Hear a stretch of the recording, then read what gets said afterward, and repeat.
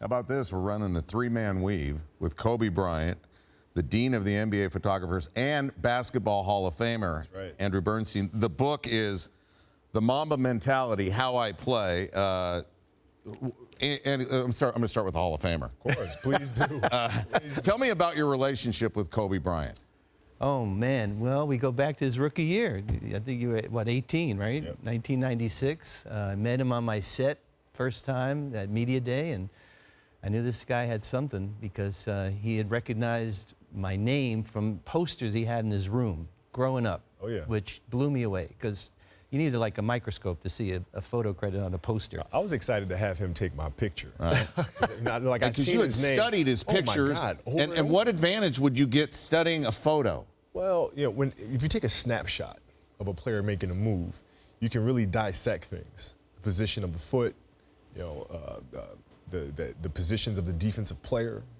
You know, you can break things down. If you're seeing a game move so quickly, a lot of times you can't, right? So with the still image, you can really pick things apart. What's the reaction been to the book? Over the moon. I mean, it's been off the chart. I mean, seriously, off the chart. I heard you're big in China. Off the, I'll put it this way. I tried to get some books today from the publisher. They're sold out. That's good. Yeah. Tell me about you had a signing the other day and it was craziness? Well, we had a signing over at Barnes & Noble, and we took pictures of about 500 fans, but there was an additional like 300 that came in, and we just hung out and took pictures with all of them, man. It was great to, see your fans and connect with them. What inspired you to do this? You picked the photos, too, that he took, and then you wrote the text. What inspired you? Well, yeah, thinking back to when I was a kid and how I used to learn. Whether it was video or books, that's how I used to study. And so I was thinking, well, if I'm a kid now, I would love to have a book like what? And so that's why this book was created the way it has been, which is process and, the craft and, breaking things down, the training, recovery, injury prevention, all the way down to the small tactics of the game itself. It's just for the next generation of a basketball player that wants to learn from some of the knowledge that I gained over 20 years. Do you have a favorite picture of you that he took? How many pictures of him have you taken? A million? Pretty close. Pretty Seriously? Close. I would say yes. That's a tough one for me to pick. I mean, he's taken a lot of classic images. I'm more interested about your favorite picture. Yeah, what's your favorite pages in the book? Man, I remember 40-41, I think it is. Yes. Young Kobe and a wily old Michael Jordan talking on the court during an all-star game. There's like a timeout or free throw or something, and you just pick at his braid. Yeah. And I think everyone on the planet wanted to know what that conversation was about. So for the first time, he's letting us know what it was about. Yeah. Mamba Mentality, How I Play the Game, not how I played the game. Right. It's a big difference. Yeah. Now, it has nothing to do with me playing now, but it's an understanding that the discipline and the same attention and focus that I had to the game, I just carry over into what I'm doing now, right? It's the same focus, same principles. Right. So that's why it's important in how I play, because those disciplines and those skill sets transition into the next phase. Now, what you're doing now, I thought you might bring your Oscar. How about that? Huh? How about that? How about that? Where is that?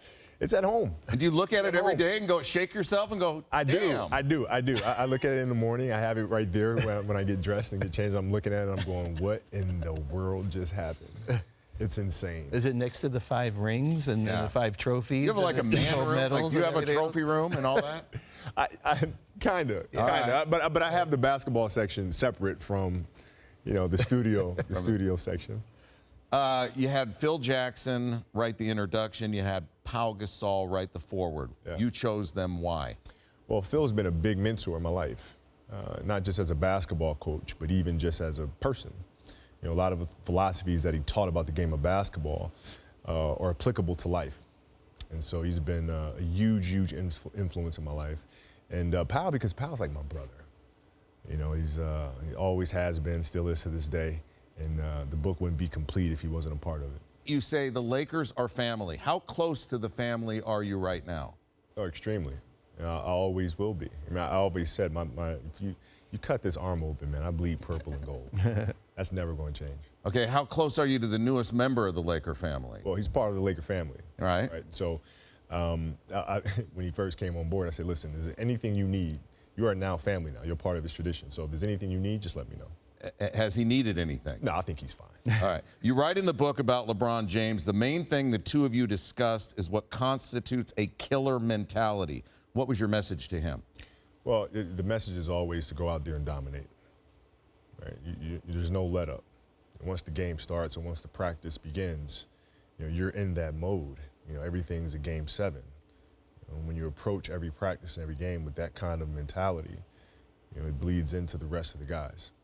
And then the rest of the unit has that same approach and that same intensity, but it starts at the top. You got chicken skin on that. All right, you also said when it came to contact, you enjoyed hitting and getting hit more than LeBron, and that impacted your head-to-head matchups. How so? Well, I love posting up. I love the physicality of it, where, he liked playing on the perimeter more, which is interesting because he's 6'10", and right. 280, but he liked being on the perimeter. I like being down low, and I like banging. So when I get down to the post and I would post him up, I'd love to put my shoulder into his chest. I'd love to feel it, spin off of him and kind of work that way. As he kind of grew older, you start seeing him going to post up more and bang a little bit more. But when he first came into the league, man, he's just like dancing around on the perimeter. Jerry passed the torch to Magic. Magic passed it to you. Fair to say you've passed it to LeBron? Well, it's funny is none of them passed the torch to any of them, right? Like it's a figurative torch. Yeah, it's a figurative torch. Jerry was here, and then Magic came, and right. now you have the responsibility and the pressure of the franchise, which is an immense one, right? And you got to win. And then I came on board with Shaq, and we were able to carry on that tradition. And then with Powell, and now it's Bron and Kuz and Lonzo and these guys, and it's their turn to do the same thing. And Ingram, and it's a lot of pressure, but this is what we do. We don't hang division banners. Mm-hmm. What do the pictures in the book of you and Shaq say about your relationship? Well, Shaq and I now have a great time together. And his son, by the way, is going to be a phenomenal player. I'm looking forward to getting in the gym and working with him a little bit. But Shaq and I's relationship has always been a good one, man. Always been a good one. We've had our moments. Right. But through that friction, we managed to win 3 championships in a row. You speak to that friction a little bit, but say it was never about us. The media made it about us. What did you mean? Well, I mean, when you're playing in a market like Los Angeles, everything becomes magnified, right? And so it's never really the issue between two people because those things can be solved with a conversation. But when things get hyped up a lot, all of a sudden you have other people intermingling in between. And we weren't mature enough to tell everybody else, shut up. Shut up. I know what to do. I know the right thing to do. We're going to do it. But still in all, man, it was a hell of a journey. Your writing in this book is very tight, and that was obviously your intention. Why? Yeah, well, you want to create things with purpose. Right? You don't want to have a book that's just out there for the sake of being out there or some kind of a branding piece. You want things to exist in this world with meaning. And so we wanted to create a book in which a kid can pick it up and read it and learn from it. And say, I understand exactly why this section is created this way. I understand why this section is created that way, and I understand why I'm reading it. Andy, do you have a picture of LeBron Laker with Kobe Bryant? Working on that. You're working on that? Working on that. There are some good pictures in the book. You bring up players, and you talk specifically about them. I'm going to start with Michael Jordan. You said a teaching moment. What did he teach you? He taught me a lot of stuff. Yeah, I mean, he was, a great teacher and mentor for me. But Michael was very tactical and very efficient with his movements. There was no wasted space. There weren't any wasted dribbles. I mean, he was very surgical with how he approached the game. And you can see it. I mean, he made the game look so easy. This is very difficult to do. You say KG never jawed at you. Never. Never. You've got to be the only guy.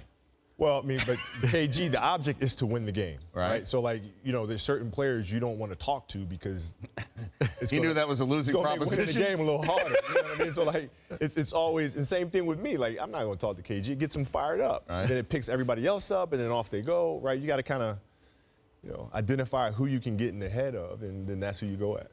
Ruben Patterson made the mistake of talking that he might be the Kobe stopper. How did that work out for him? Well, I thought that was just a good business decision for him. You know what I mean? I even called Rube. I said, Rube, if you needed me to come out and say Ruben Patterson plays the best defense on me than anybody else in the league, I would have said that for you. I would have helped you get a new contract.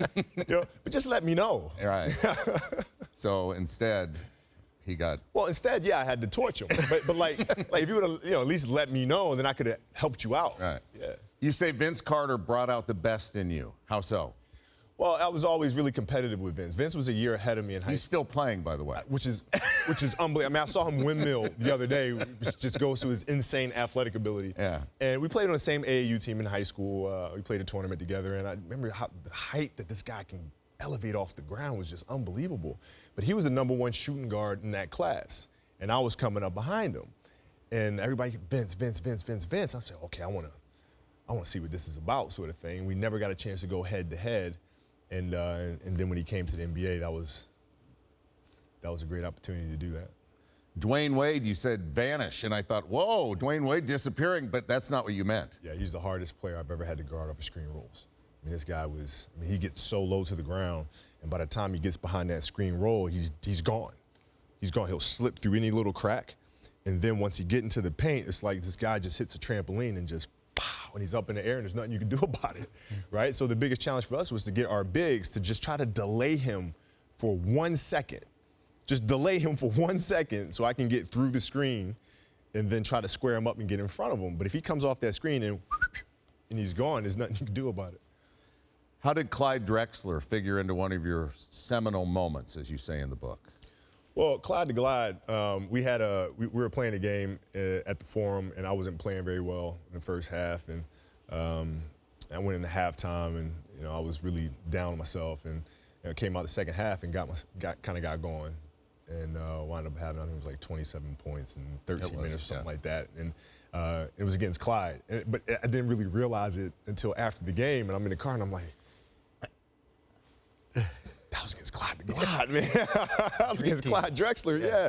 Because I grew up studying Clyde, since I was a little kid, man. All of Clyde's footwork, his ability to steal the ball, because he had great hands around the ball. He was a thief around the ball, and now to have that moment against him was like, man, I can really do this. Andre Iguodala, you said he used to give you all sorts of fits. Yeah. How so? That left hand of his, man. He's a thief with that left hand. If you watch him, the way he's playing, guys, he's always, as soon as you go up for the shot, he's stripping it down low every single time. And the ones that he doesn't get, he throws the offensive player off because the offensive player is thinking about him stripping that ball loose, right? You watch him play. He's getting guys all the time with that, all the time. And so I had to kind of change my game up a little bit and where I picked up the ball whenever I was playing against him. Iguodala gave you problems. What do you think about what Steph Curry's doing? Well, Steph is being Steph. Right? Listen, I think the thing that makes Steph hard to guard is his rhythm, right? He plays with a broken rhythm, right? You can never really get a feel for when he's going to shoot the ball because he can pick it up quick, he can pick it up late, he can pick it up mid-bounce, right? He can always kind of change the cadence of his game, which makes him very, very unpredictable. Young Kevin Durant, no problem, you said. None. None. That's changed. How was it no problem, and how is it a problem now? Well, he came back one season, and it became the toughest matchup that I've had to deal with in my entire career outside of Tracy McGrady. So what changed? Well, when he first came in the league, he used to kind of shoot across from his face, right? So if I'm able to push him right and cut off his driving angles, then I give myself a great chance of stopping him because it's hard to pull up and shoot going right when you're shooting it from across the side of your face. And then when he came back, all of a sudden that shot moved more to the top of his head. Now he was going right, stopping and popping. Then he could post up, he could turn left shoulder, he could turn right shoulder, and then it became a serious problem. You just mentioned Tracy McGrady. Yeah. He works for us. Magic, you say. I mean, you couldn't say enough good things about him. This dude was unbelievable, man. How so? Unbelievable. Because he could do everything. I mean, I think I told him one time, I said, bro, you could do everything I could do on the court, but you were 6'10". Literally everything. I mean, he had no weaknesses, offensively or defensively. And he was a nightmare to guard. Another fellow we got working for us, Paul Pierce. You said he was one of the toughest fellas you had to guard. Yeah. How so? Well, I mean, he was tough for me to guard, and I couldn't figure out why the hell is he tough for me to guard. You know what I mean? It was like I'm watching film. I'm like, how the hell is he getting by me? I don't get it. Right. I had to sit there and kind of figure it out and try to get down to his timing. But his size, his ability to shoot the ball, and he had a great sense of space. He understood how to use his body and how to get himself in positions where he could draw fouls, where he could create space and shoot over you. He was just a really intelligent player. How much NBA do you watch now? Oh, bits and pieces. Like I don't have time to sit down and watch a game from start to finish. So I may be able to catch like a quarter or a half or like the last 5-8 minutes of a game. But I don't have much of time to just kind of sit and watch a game in its entirety. Who do you like? Who has the Mamba mentality, or is at least in that neighborhood? Yeah, I mean, you see a lot of these young players coming up now, man. These guys you got some serious young talent out there, which feels weird to me to say young players because right. James Harden and Bryant, all they're still young players to me. But now you go to a generation beyond that, you're talking about the Embiids of the world, right? The Jason Tatums of the world. I mean, these guys can go. They can go, and they want it.